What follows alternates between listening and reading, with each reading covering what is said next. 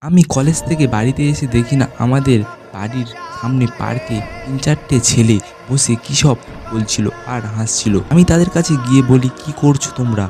ওরা বলল, "আমরা গল্প করছি।"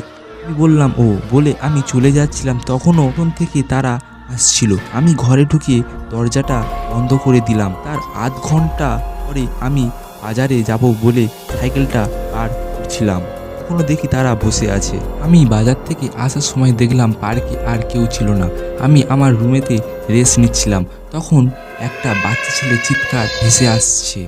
আর কিছুক্ষণ পরে আমার দরজার সামনে তারা সবাই দাঁড়িয়ে আছে। আমি বললাম, "কি হয়েছে?" তখন তারা বলল, "আমার বন্ধু তোমার ঘরে ঢুকে আছে।"